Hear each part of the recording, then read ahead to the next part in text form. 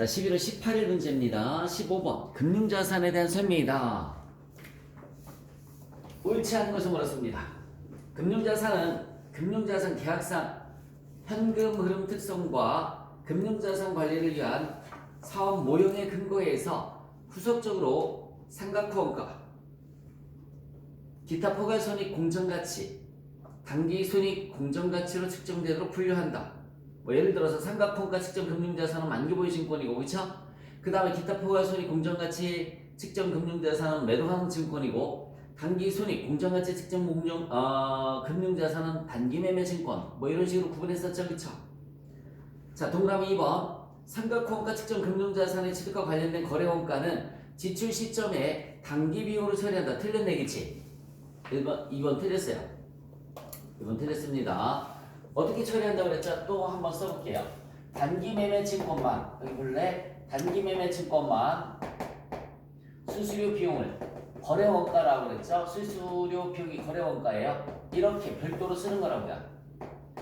얘만 별도로 쓰는 거고, 매도 가능 증권이나 매도 가능 증권 1,100원 포함해서 만기 보유 증권도 1,100원 포함해서 분계를 해줘라 라고 했단 말이에요. 이렇게 합니다. 그러니까 삼각후원가 측정 금융자산에 직접 관련된 거래원가는 지출 시점에서 취득원가에 포함한다. 이렇게 나와야 되겠다. 그죠? 단기손익 공정가치 측정 금융자산은 수수료 비용 별도로 쓰는 거고요. 기타 포괄손익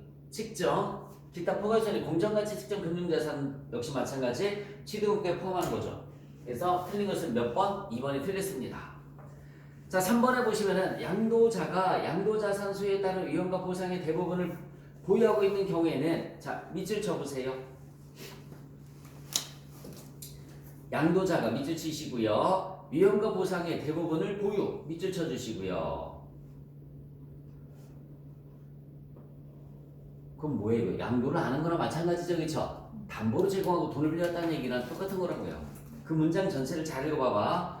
양도자가 양도자산의 수요에 따른 위험과 보상의 대부분을 보유하고 있는 경우에는 양도자산은 양도자산 전체를 계속해서 인식하며 수치한 대가를 뭘로 인식한다고 나와 있어요?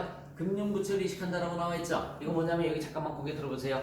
내가 양도했지만 그건 양도로 보지 않겠다는 얘기죠. 담보로 제공하고 돈을 빌려온 거야. 돈을 빌려왔으니까 그거는 금융자산이 아니라 뭐가 되는 거야? 금융부채가 되는 거죠. 금융부채가 되는 겁니다.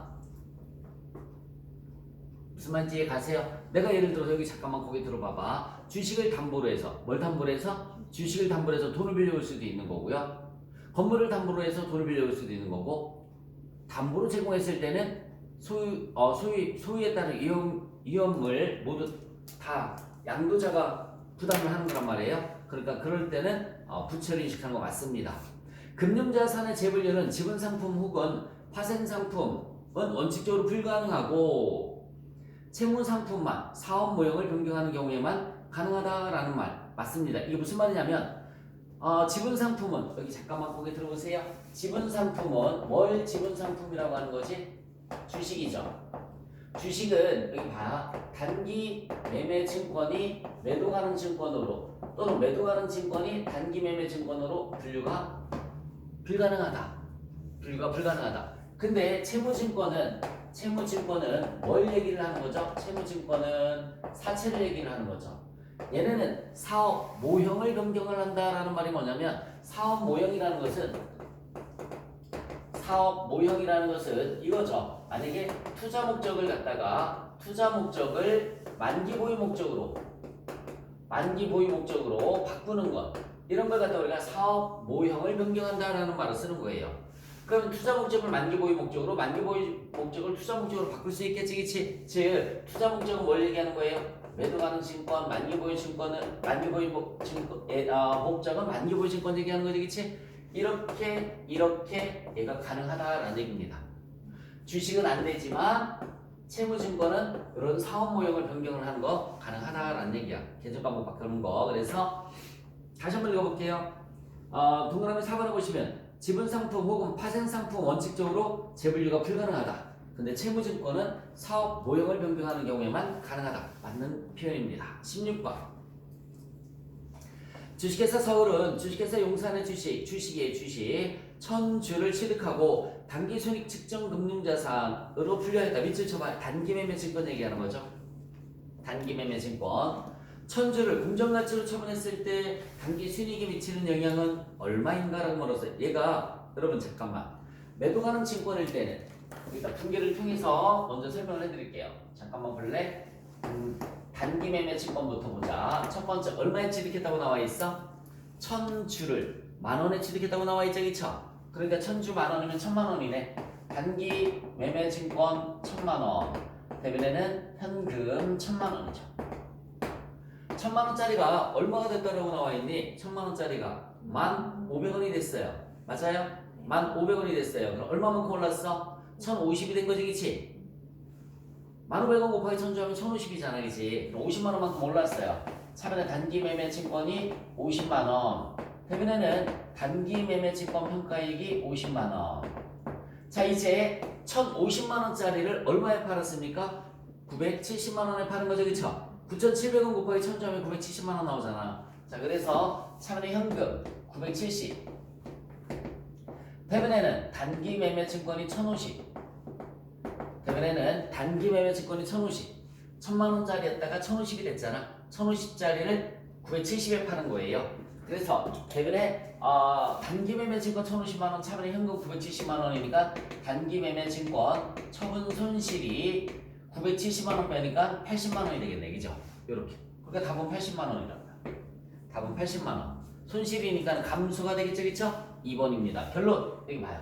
결론, 단기매매 증권 처분 손익은 단기매매 증권 처분 손익은 얘는 즉 단기 손익을 얘기를 하는 거죠. 단기 손익은 가장 최근 것 두 개를 비교를 한다. 두 개를 비교한다. 이렇게 알아두시면 돼요. 가장 최근 것 몇 개를 비교한다고요? 두 개를 비교한다. 가장 최근 게 뭐야? 1,500원짜리를 얼마에 파는 거예요? 9,700원에 파는 거잖아. 그럼 800원 손실이잖아, 그치? 맞아요? 800원 곱하기 1000주에서 얼마? 80만원 감소. 그냥 분개할 필요 없잖아, 그쵸? 분개할 필요 없이 그냥 읽으면서 답이 나와야 되는 거야. 자, 단기 매매 증권은 즉 단기 손익 공정가치 측정 금융자산은 처분 손익을 물었어요. 처분 손익을 물으면 즉 단기 손익에 미치는 영향을 물으면은 가장 최근 거 두 개만 비교하면 되는 겁니다. 이런 문제를 읽으면서 답이 나와야 되는 그런 문제예요. 이런 문제 풀면서 시간을 벌어야 되는 거예요. 자, 그런데 매도 가능 증권은 여기 봐. 매도 가능 증권은 어떻게 분개를 해줘야 되느냐면 매도 가능 증권은 이렇게 잘 봐요. 매도 가능 증권이 1,000만원. 매도 가능 증권 1,000만원. 대변의 현금 금액은 1,000만원. 이렇게. 매도 가능 증권 1,000만원, 현금 1,000만원. 자, 1,000만원짜리가 1,050이 됐다라고 그랬지, 그치? 그러면 최근에 매도 가능 증권 얼마 올라갔어요? 50만원. 대변에는 매도 가능 증권 평가이익이죠. 평가이익이 50만원. 이렇게.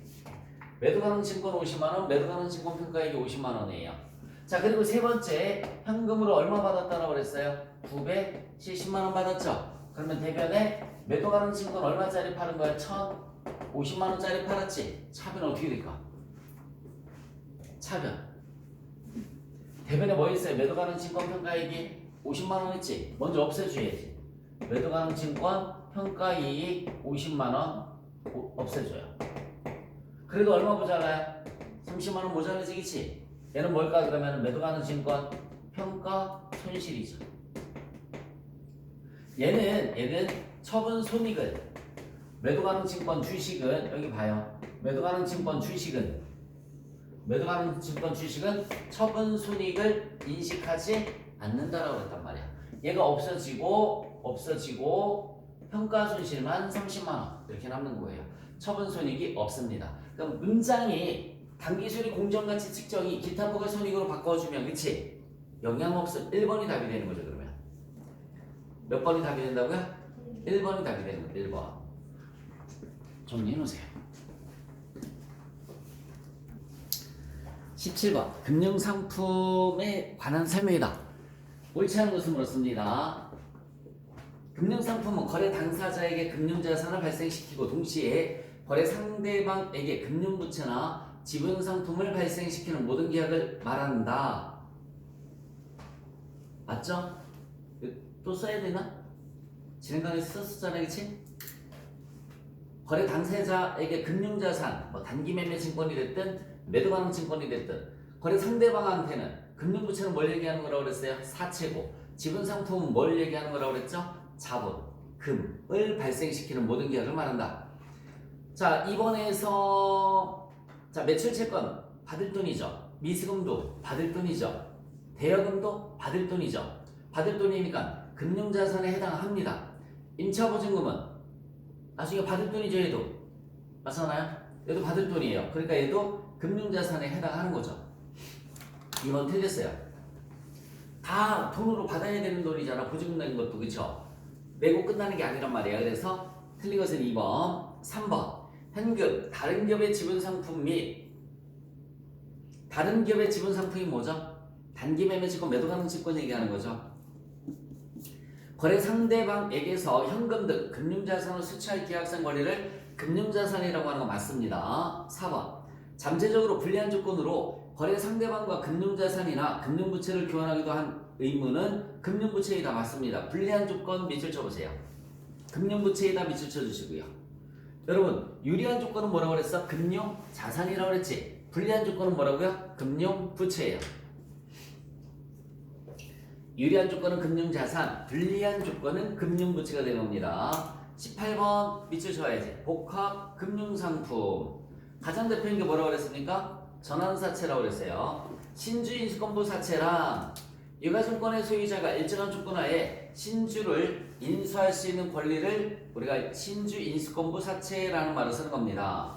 그래서 신주인수권 행사에서 보통주 발행을 청구할 수 있는 권리가 부여된 사채다. 맞아요. 신주인수권부 사채라는 것은 말 그대로 신주를 인수할 수 있는 권리가 부여된 사채입니다. 전환 우선주란 유가증권의 소유자가 일정한 조건 하에 전환권을 행사할 수 있는 우선주로서 전환권을 행사하면 보통주로 바뀝니다. 여러분 우선주는 배당금을 먼저 받을 수 있는 권리가 있는 게 우선주예요. 근데 전환 우선주라고 그랬죠. 보통주로 전환할 수 있는 권리가 있는 주식을 전환 우선주라는 말을 쓰는 거고요. 행사하면 우선주가 보통주로 바뀌는 겁니다. 3번에 뭐가 틀렸느냐면 복합금융상품 발행금액에서 이게 전환사채라고 그랬잖아요. 그쵸? 전환사채니까는 지분상품이 아니라 뭐가 돼야 되는 거예요? 금융부채가 돼야 되는 거예요. 그쵸? 그래서 금융부채 공정가치를 차감한 잔액을 우리가 뭐라고 하느냐면 지분상품으로 인식한다. 복합상품 발행금액에서 여기 잠깐만 지난 강의에서 여기 잠깐만 한번 볼래요? 지난 강의에 있었던 거 액면이 600만 원이 있었어요. 그 다음에 상환할증금이 없어요. 상환할증금이 없었어요. 상환할증금이 0. 그 다음에 액면이자가 10%라고 해서 60만 원이 있었어요. 60만 원. 그러면 요거 곱하기 뭐라고 그랬죠? 현가 0.7118 이거 곱하기 연금현가라고 그랬어요. 연금 현가 2.4018 이거 계산기 다시 한번 두드려봐. 요거 자 600만원 곱하기 0.7118 600만원 곱하기 0.7118 하면 427만 800원? 800원. 요 밑에 거는요. 60만원 곱하기 2.4018 60만원 곱하기 2.4018 그럼 얼마 나올까요? 144만 1,080원 두 개 더해주시면은 얘가 사채 발행가액이 된다고 했어요. 사채 발행가액이 돼야 되는 거야 원래는. 그러면 500 얼마라고 그랬죠? 71만 1,880원이라고 그랬지 그치? 그런데 전환사채 발행가액이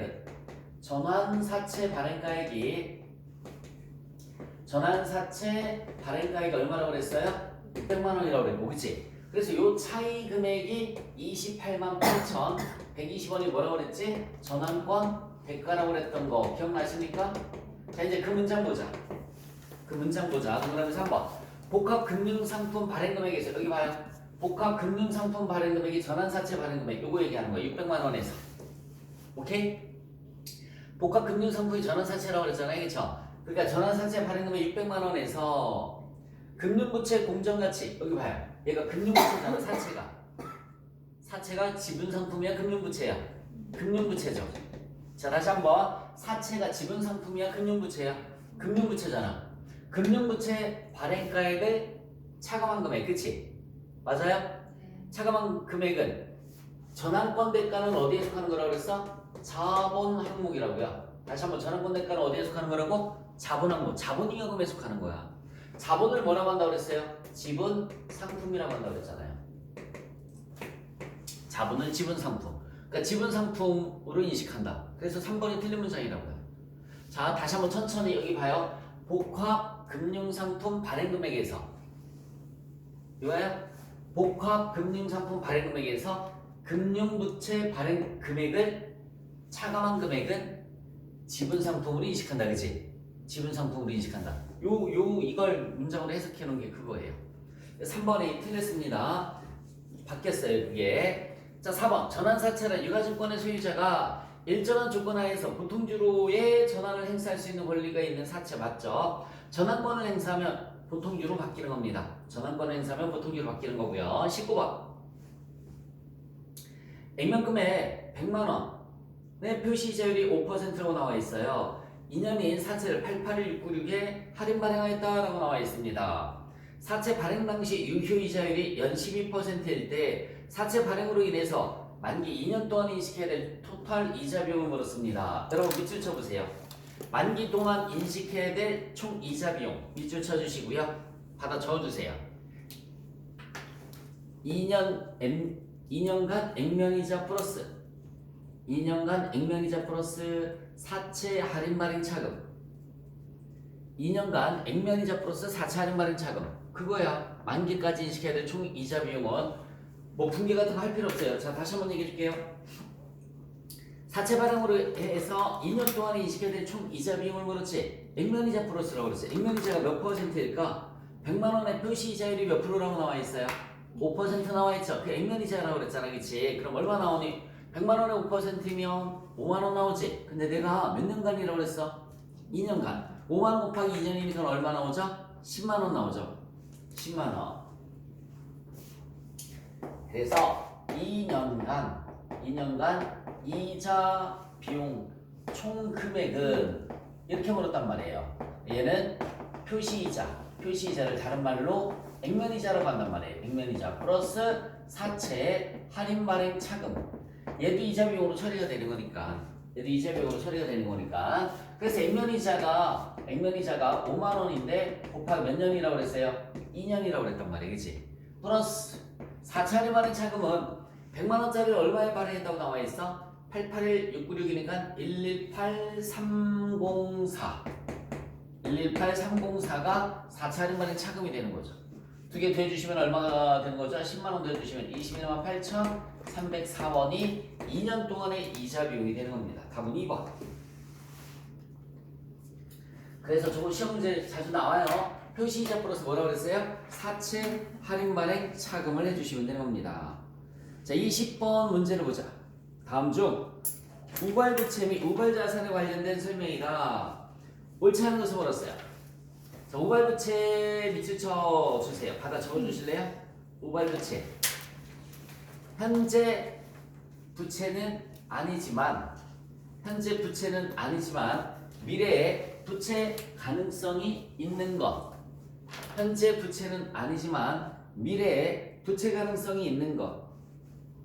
이걸 우발부채라는 말을 쓰는 겁니다. 우발부채. 그 우발자산은 여기 잠시만요. 우발자산은 현재 자산은 아니지만 미래 쓰지 말고 우발자산은 반대로 생각하면 되는 거잖아. 현재 자산은 아니지만 미래의 자산 가능성이 있는 게 우발자산이잖아요. 그죠? 여러분 여기 잠깐만 제가 이런 표현 써도 되는지 모르겠는데 내가 나중에 그 모 드라마에 봤더니 아빠한테 돈 달라고 하면서 나중에 나 받을 유산 미리 땡겨주세요라고 하더라고요. 나중에 나 받을 유산을 미리 땡겨달라. 그게 뭐예요? 자식 입장에서 봤을 때는 현재 본인 자산 아니죠. 미래에 본인 자산이 될 가능성이 있는 거잖아. 우발 자산이죠. 그걸 자기 자산이라고 떠들어 다닐 수 있어요, 없어요? 없죠, 그렇죠? 그래서 우발 자산은 재무상태표 인식하면 안 된다고요. 우발 자산은 재무상태표에 자산으로 기록할 수가 없는 거예요. 근데 우발 부채는 우발부채는 현재 채무는 아니지만 미래 채무 가능성이 있는 거라고 그랬지. 위험한 거죠, 그쵸? 이거는 재무상태표 인식하는 게 아니라 주석상 인식을 해줘야 돼. 주석. 보충설명 인식을 해줘야 되는데 어쨌든 1번에 우발자산은 재무상태표의 자산으로 기록하지 않는다 맞습니다. 우발부채는 당의 의무 이행을 위해서 자원이 유출될 가능성이 높을 때 주석으로 하는 거야. 낮을 때는 기록할 필요가 없어요. 이번에 틀렸네요. 낮을 때는 기록할 필요 없고요. 높을 때 기록을 해줘야 됩니다. 과거 사건에 의해서 발생하였으나 불확실한 미래 사건 발생 여부에 의해서만 그 존재가 확인되는 잠재적 자산은 우발자산이고요. 과거 사건에 의해서 발생하였으나 불확실한 미래 사건의 발생 여부에 의해서만 그 존재가 확인되는 잠재적 의무를 우리가 우발부채라는 말을 쓰는 거라고 그랬습니다. 그래서 옳지 않은 것은 몇 번? 2번입니다. 옳지 않은 것은 2번. 우발자산은 재무제표에 표시하면 안 되고 우발부채만 발생 가능성이 높을 때 주석으로 표시한다.